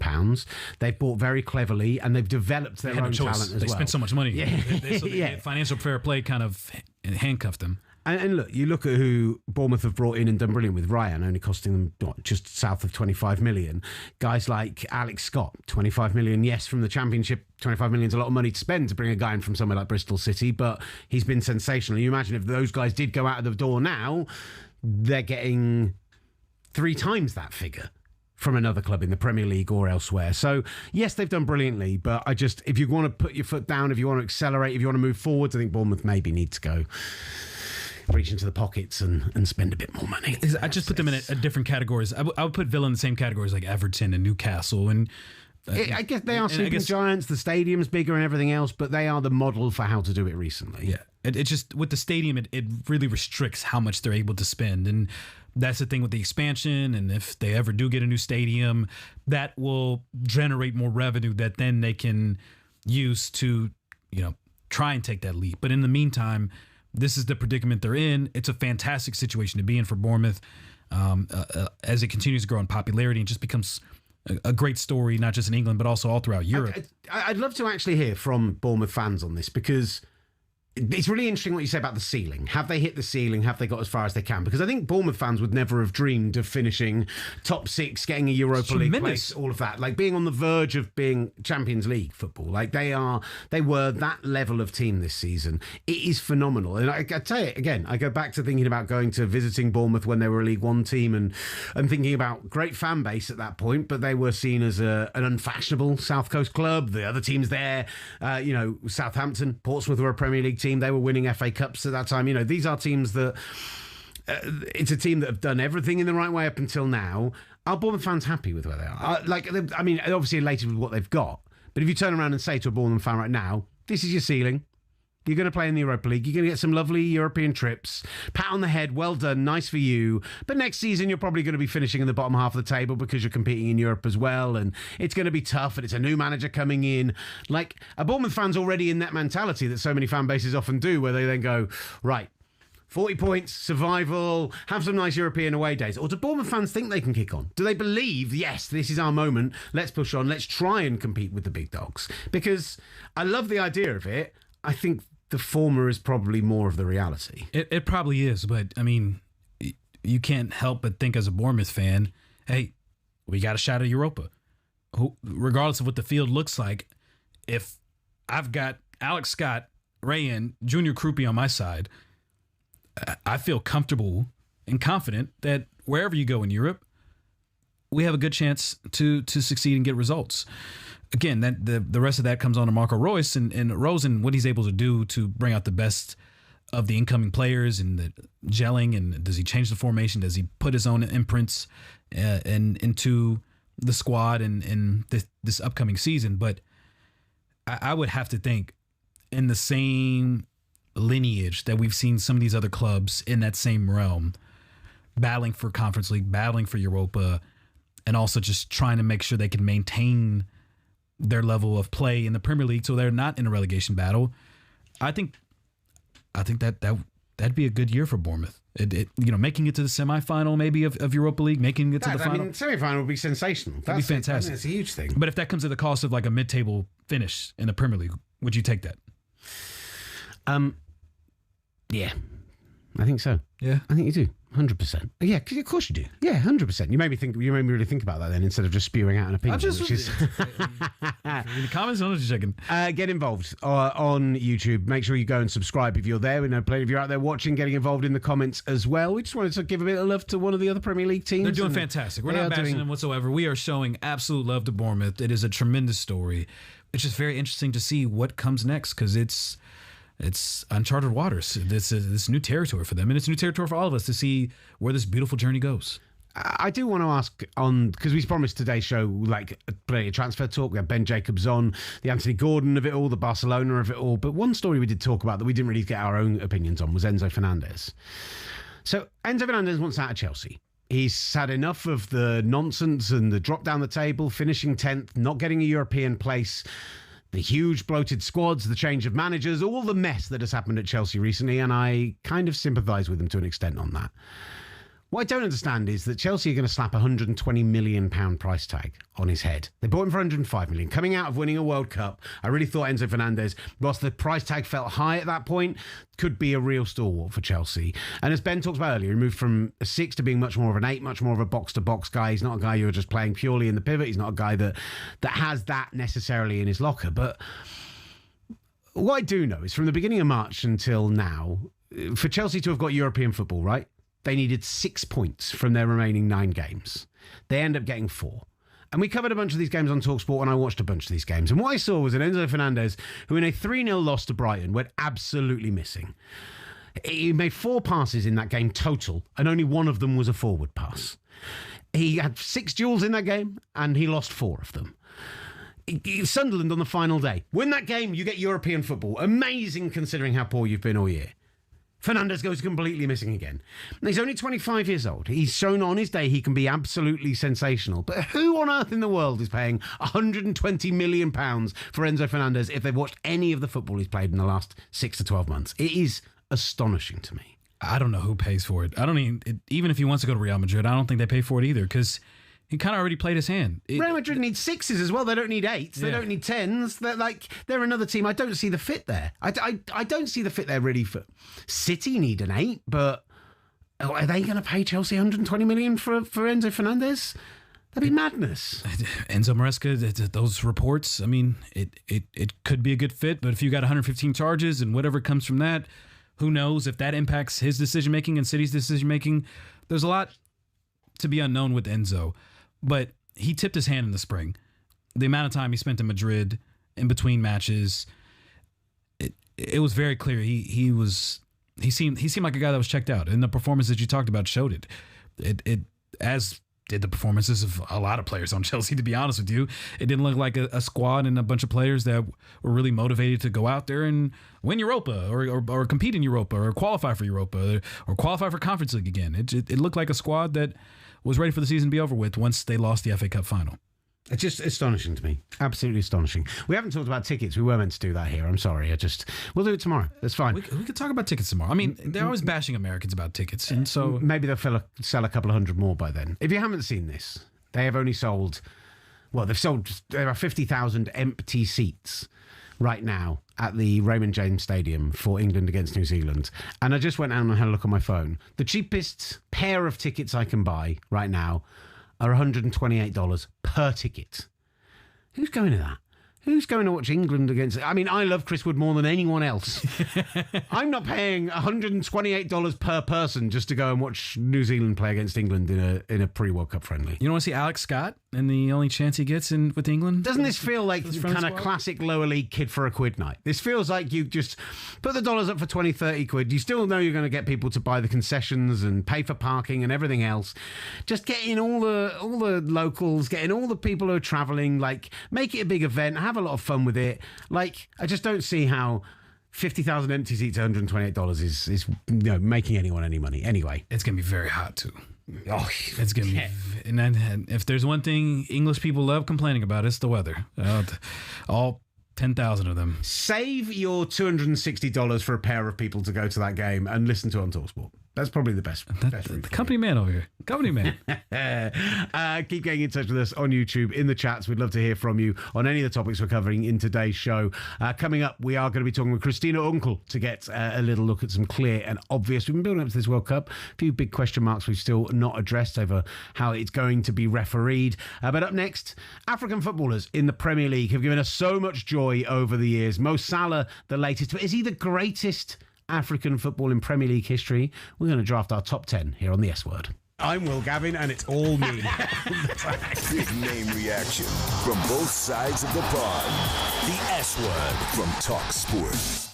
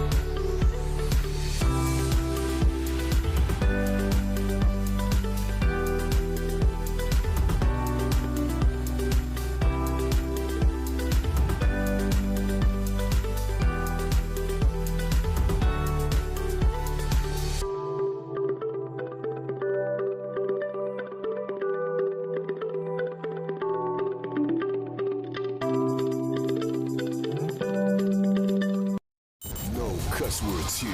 Just 2 hours of full-on football dialogue. Every day, talkSPORT presents The S Word. You're back with the S Word from talkSPORT and the talkSPORT S Word YouTube channel. And you can get some podcasts as well. Spotify, where else? Apple Podcasts, any RSS feed, all those good places. Okay, you carry on. I'm going to lie down. Just, you see what's beautiful right here? My words just completely stopped working. Of a good uncle. Sam's getting comfortable now. I love it. Yeah, here we go. Follow us on X, follow us on Instagram. Shout out to everybody in the YouTube comments right now. Got a nice little audience building up today. Of course, if you want to join in, there's our WhatsApp channel, the WhatsApp phone number right there. You can call us, give us a phone call, shoot us a message. What have we thought? Because I promise you right now, I just saw our first clip from the show went out, and I already know that I'm going to get bashed again. But we're heading to the pub after the show today for some team bonding and drinks, and let's say that the Master's going to need them after seeing the comments from remove the EPL clubs from the European competitions. I just said from Conference League. I enjoy the Conference League. A few of those comments on YouTube. Ollie gets in touch talking about the fact that Anthony Gordon agrees a 5-year deal with Barcelona. It's another way of them spinning that money out, was what Ben Jacobs talked about earlier. And Shivayan on this is on the actual S Word page itself, says, how can Barcelona afford Gordon and Alvarez? They got money, brother. That's not what we've been told, though, all year long. They had to redevelop the Camp Nou. They had a reduced capacity. It was going to cost them a huge amount of money against financial fair play. They were going to struggle to sign players. And yet now, Julián Alvarez is going to cost them 130 million euros. Anthony Gordon's going to cost them 70 million euros. Apparently they want Rashford. They want all three of them, apparently, and Rashford's going to be another 30 million on top. And they need a centre back. Like, it's an absolute. It's astonishing that they are able to do this. And Kip gets back in touch, our Crystal Palace fan, who is just on top of the world right now, as you deserve to be, Kip. We unsurprisingly, a Bournemouth fan talking about a Crystal Palace fan understands the Bournemouth situation. He says it's a juggle and a gamble, especially for a club like Bournemouth, even more so, he says, than a club like Palace. And I, during that section said I would not say that the Palace job is necessarily a bigger job. He says, look at Palace 13 years ago at liquidation, yet in the last 13 months have been the best 13 months Palace have ever had. Let's not put a ceiling on it. Let's not cap these teams. Bournemouth could win a cup competition in the next 2 years, and then they've not hit a ceiling. They're only gone up and up. So, Kip, I love the positivity on a Thursday afternoon. That's the kind of energy we need. We're bringing the beam of positivity in the comments, aren't we? I love that. Do.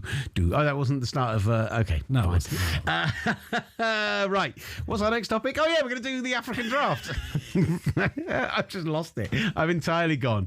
Mo Salah is no longer a Premier League player, having left Liverpool this past Sunday. And with the conversation around what he was going to do next, and with the conversation around Liverpool today with Steve Nicol, we want to talk a little bit about African footballers in the Premier League who have brought us, Master, a huge amount of joy over the years. Yes, I mean, it was my introduction to the league, seeing your own representation and entering in the 1998 World Cup, and wanted to follow a lot of these players that I was introduced to, the Drogbas, the Essiens, the JJ Okochas, the Yaya Torres, like that was the era in which I came up in. So, and seeing where it's at now, it's tremendous in terms of the growth and evolution of African footballers. It's the growth of AFCON, the growth of the developments of each country, the investment that's being poured in. And now you're seeing African players pretty much on every single squad, everywhere you look across Europe. So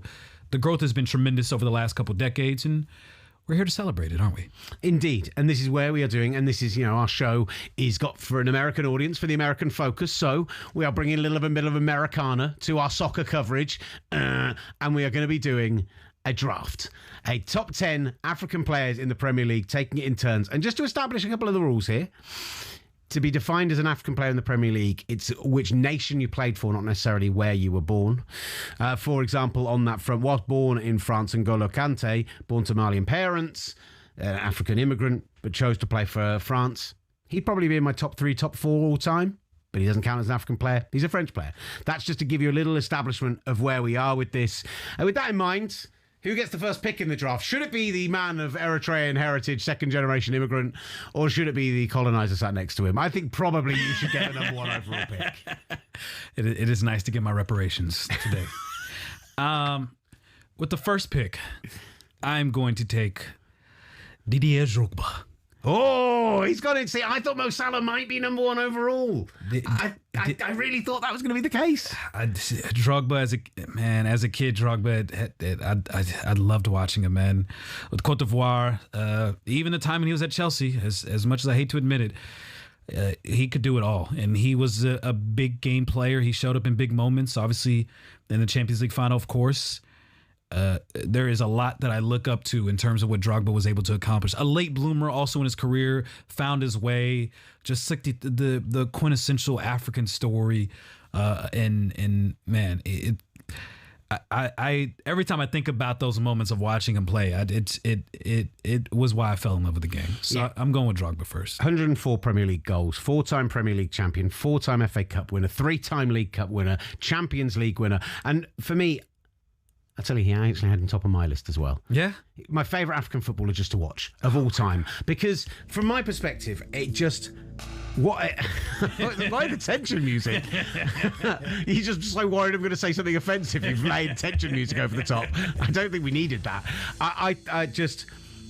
The way that he played centre forward, the way that he bullied players around him, the way that he held the ball up, but the grace he could play with as well. The great lone striker, so technical. A beautiful player to watch.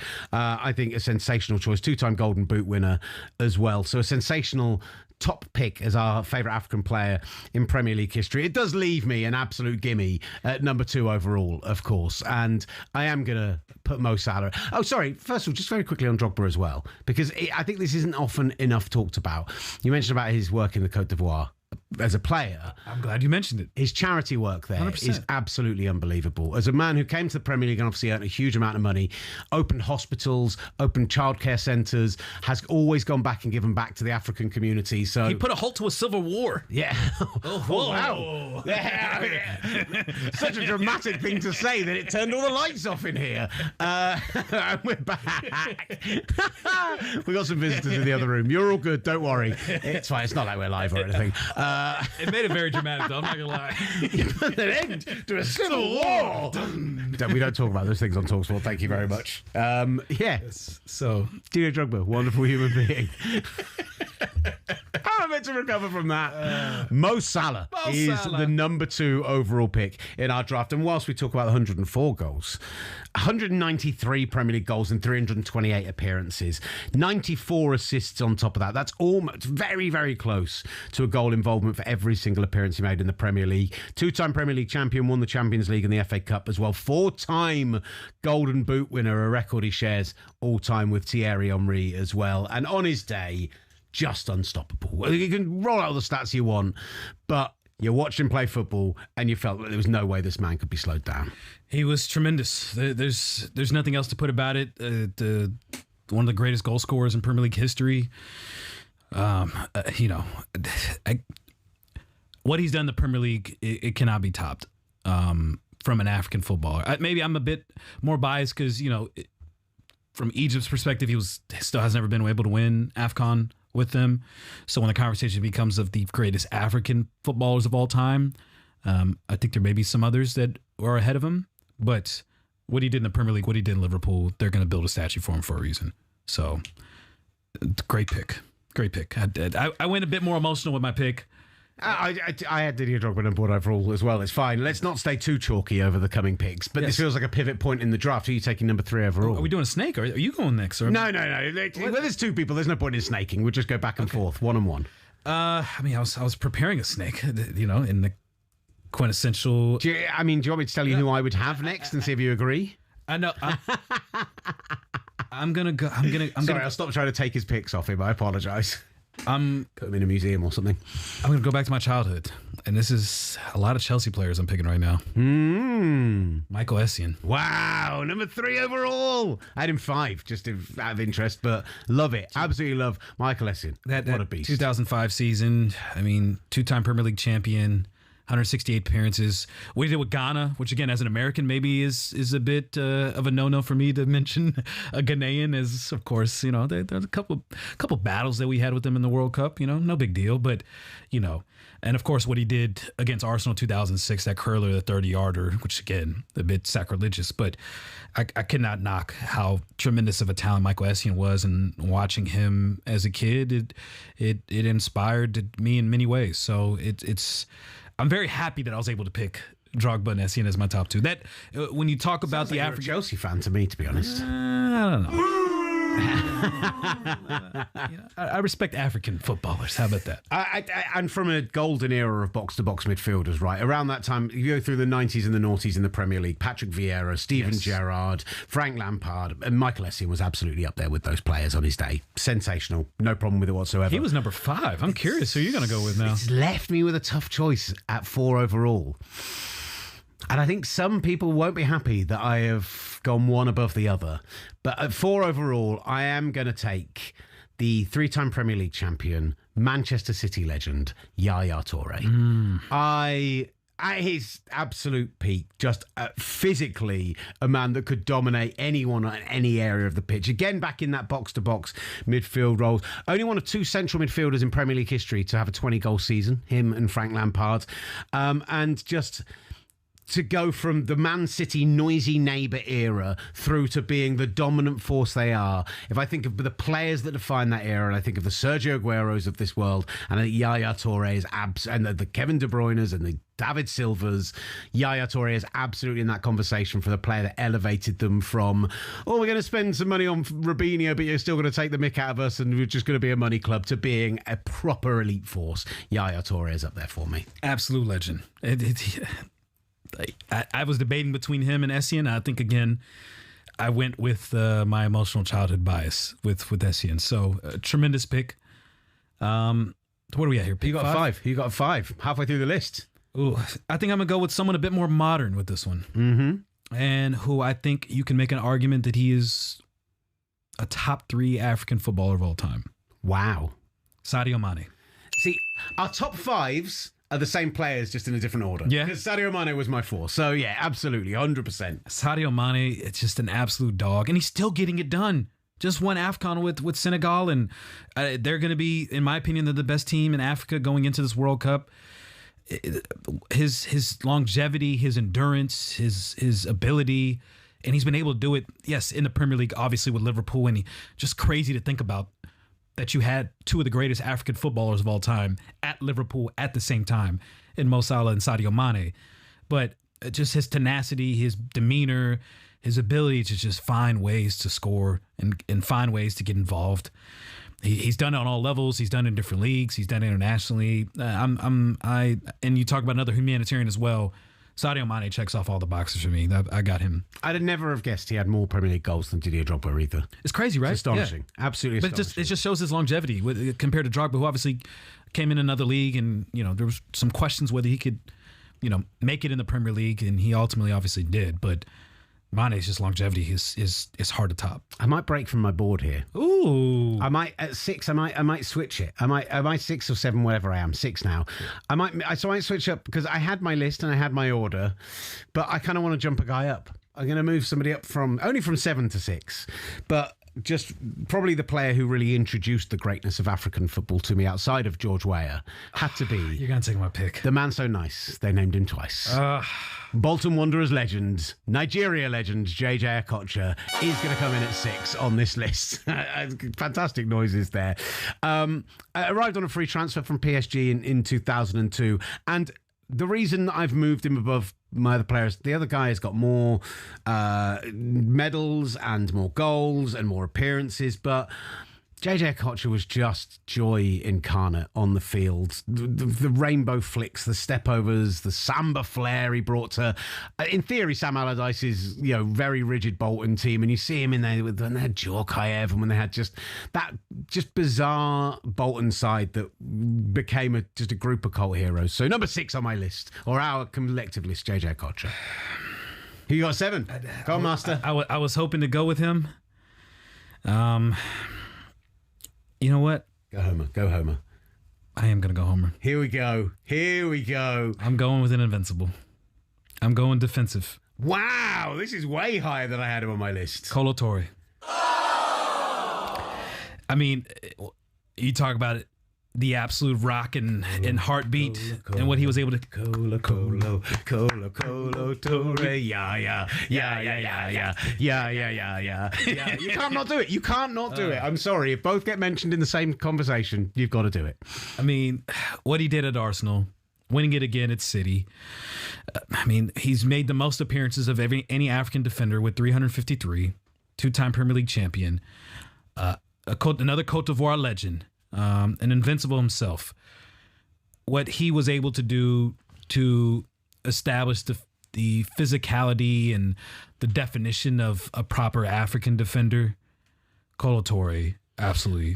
His longevity was so long I'd forgotten he was there as far back as the Invincibles. And when you started talking about an African player on the Invincibles, I thought you were talking about Laurent. And don't get me wrong, I had him in my top 20, but I was like, wow, that's high.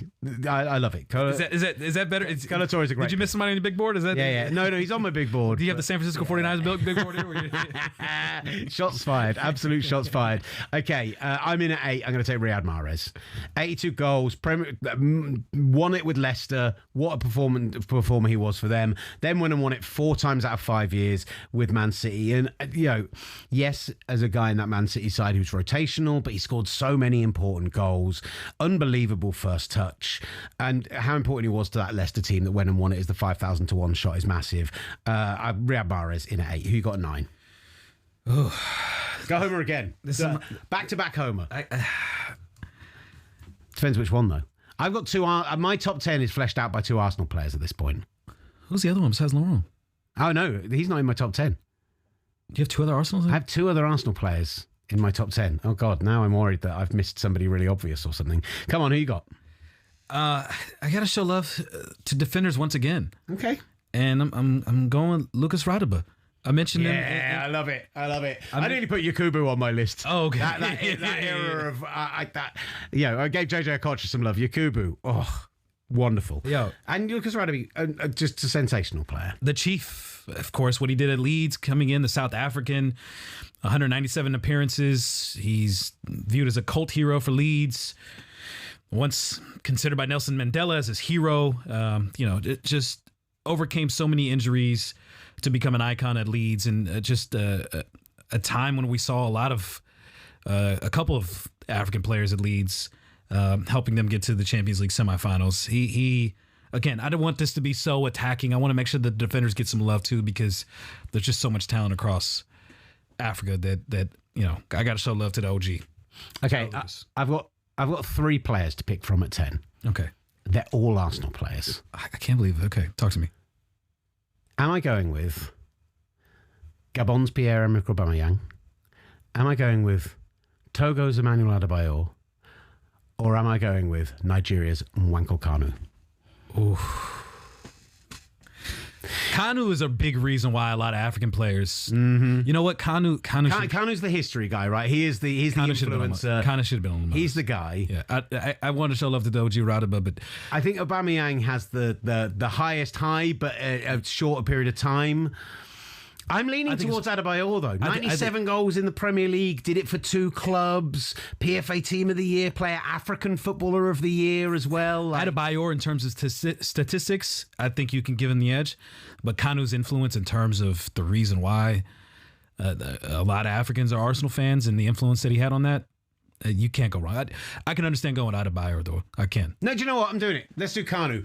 Pierre-Emerick Aubameyang misses out. That's going to be the headline. Emmanuel Adebayor misses out. Let's do it. Kanu gets in there as number 10, and that's our top 10 list of African footballers in Premier League history. That was fun. Just to go through the list again. Nigeria's Nwankwo Kanu at 10. Lucas Radebe at 9. Riyad Mahrez at 8. Colo Torre of Cote d'Ivoire at 7. JJ Okocha, Nigeria at 6. Sadio Mane at 5. Yaya Toure at 4. Michael Essien at 3. And Mo Salah only in the number 2 because we both agreed that Didier Drogba is the number one African player in Premier League history. Mo Salah did so much, such a wonderful career, and yet you couldn't be out Didier Drogba in our hearts. It's emotional. We're tapping into our nostalgia, and rightfully so. We'll have some more fun with some stuff like this, I'm sure, over the weeks here on the S Word. Keep checking out the YouTube channel and everywhere else. But we finish things off with Christina Unkel joining us for some Clear and Obvious. From the touchline to the terraces, talkSPORT presents the S Word.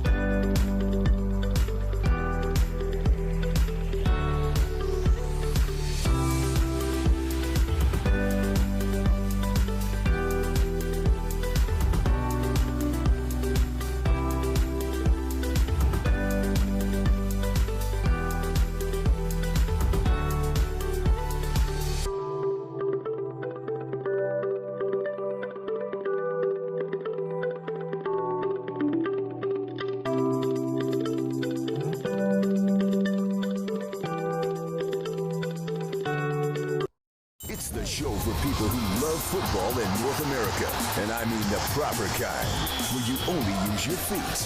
The S Word from talkSPORT. You're back with the S Word on talkSPORT. Finale of the show. Now look, tomorrow, Champions League final to preview. Master is feeling quite calm, I feel, at the moment. I am.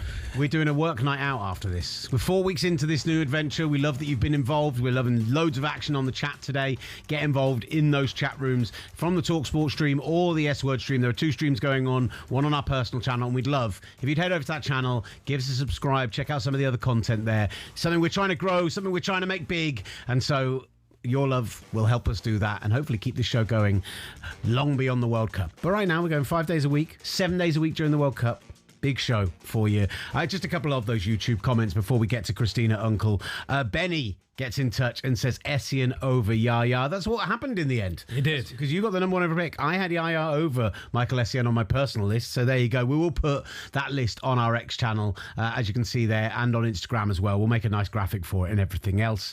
And I wanted to mention, Granite State of Mind got in touch, said, I went to my first Cherries match in 1971, and I would take a drop in league performance at the expense of a European trophy lifting tour. However, as a literal Big Six side, we won't suffer like the others have. That's words. I bumbled that. That was really funny, and I apologise for bumbling it. And I'd also like to give a shout out to Kip, who said, first time here, loving the show, won't be my last. But also, I saw the name Kip.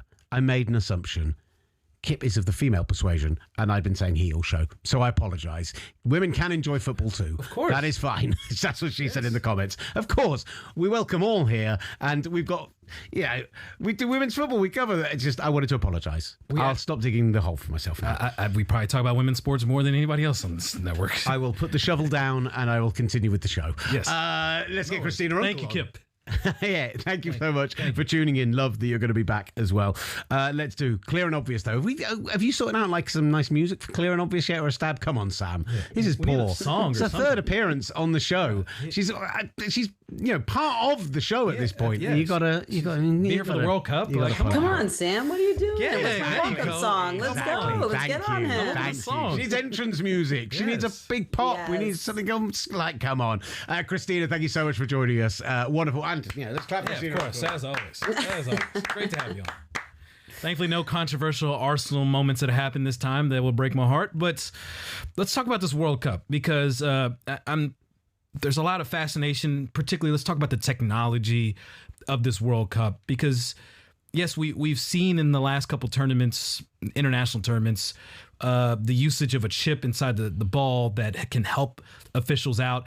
But this one, it sounds like there's been a bit of an enhancement, and they're kind of evolving where this goes. What can we expect when we're looking at this World Cup, the Triunda ball, and how that can help officiate matches and some tight decisions? Yeah, so that microchip, which it's like connected ball technology, I think is the official definition of it, right? And it was introduced in the 2022 World Cup. We've seen it in the men's Euros in Berlin, and now we have it here for the 2026. Just one little interesting, and this is just for anyone who wants to dork out with me on the technology side of it, but previously the technology was actually inserted in the center of the ball. Now it's going to be inserted on a side panel.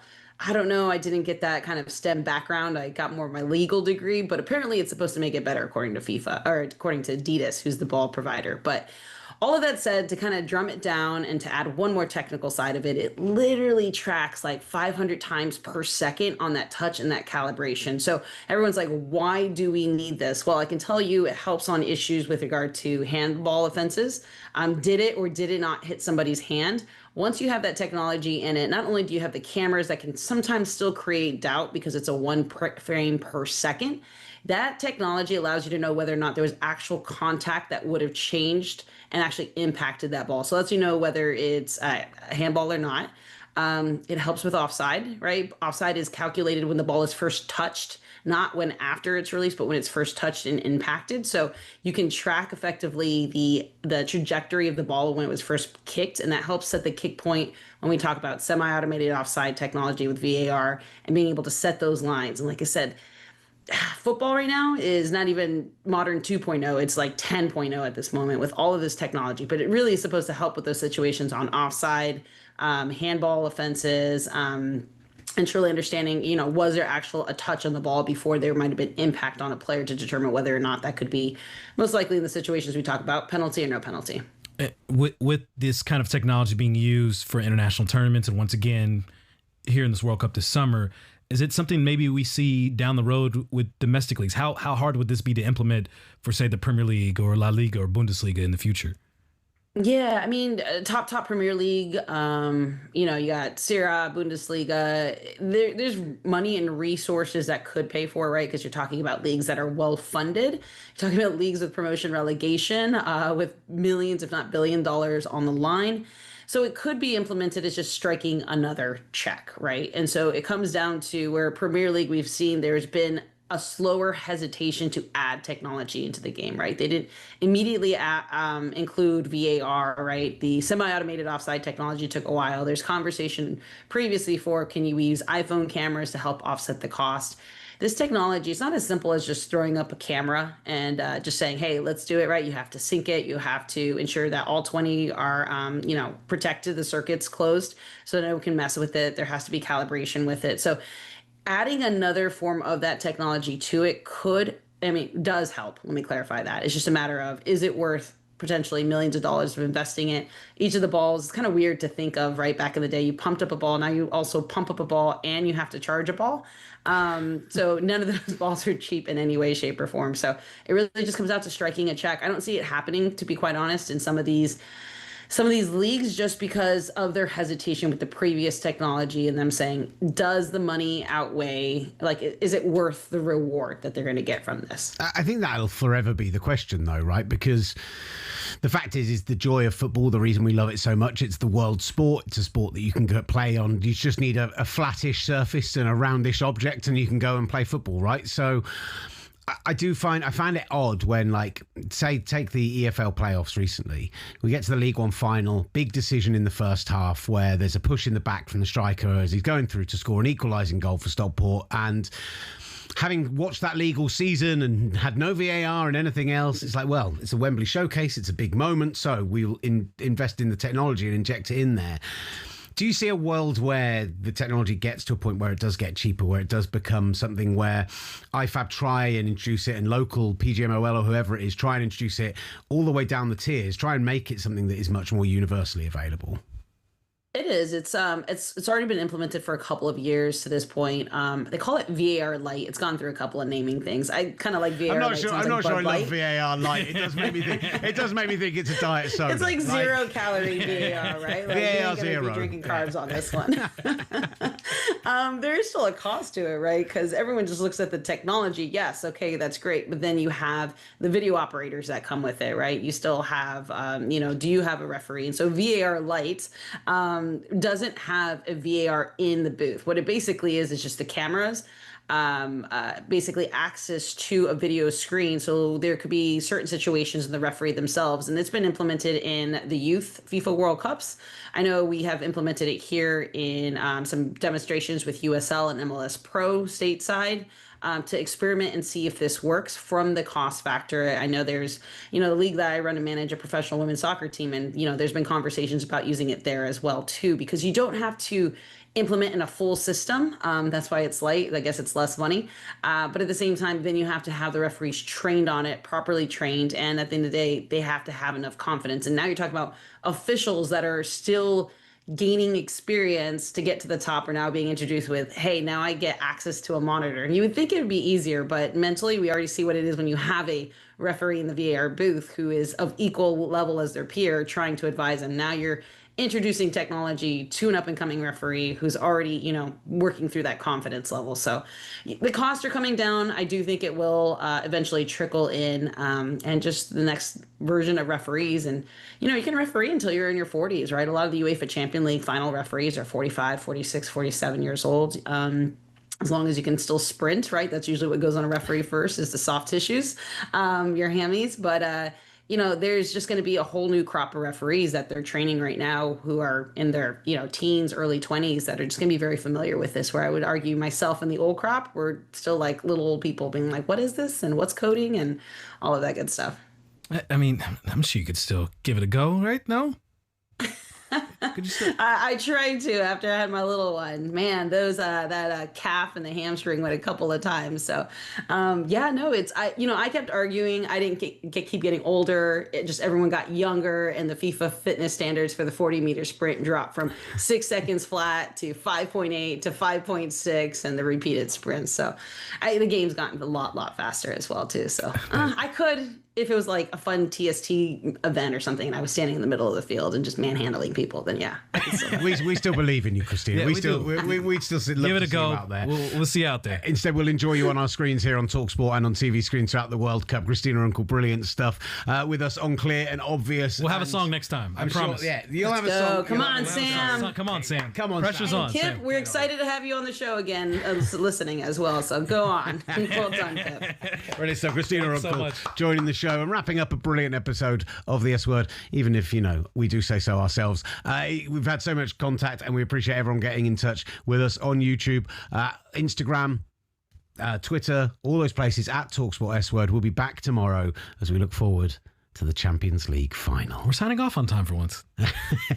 It's a good omen. It's a good omen for us. Hit the break. Come on. Go on. S Word with Will Gavin and Master Test Fashion from talkSPORT.